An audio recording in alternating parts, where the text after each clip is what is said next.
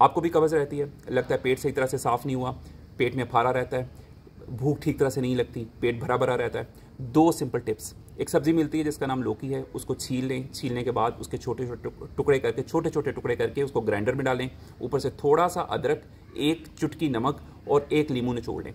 उसका 1 गिलास आपने महलूल शरबत बना लेना है, पानी अंदर नहीं डालना, ज़रूरत नहीं है क्योंकि 90% ये पानी होता है। और उसको आपने सिप सिप करके पी लेना है, घूंट घूंट करके पी लेंगे। आंतों में जाके अंदर आंतों में मसाज करेगी, हरकत को तेज़ करेगी आंतों की, और जो पुराना पखाना अंदर जमा हुआ है, सख्त हुआ है, उसके अखराज में मदद करेगी। आपका पेट बिल्कुल हल्का फुल्का रहेगा।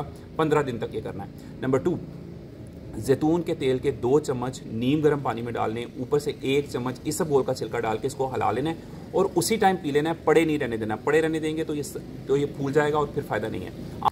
अंदर जाके आंतों को मसाज करेगा और जो पुराना फुजला इकट्ठा हुआ है उसको खारिज होने में मदद करेगा। कमेंट्स में बताइएगा आपको ये वीडियो अच्छी लगी। अगर आपको ये वीडियो अच्छी लगी तो चैनल को सब्सक्राइब करें।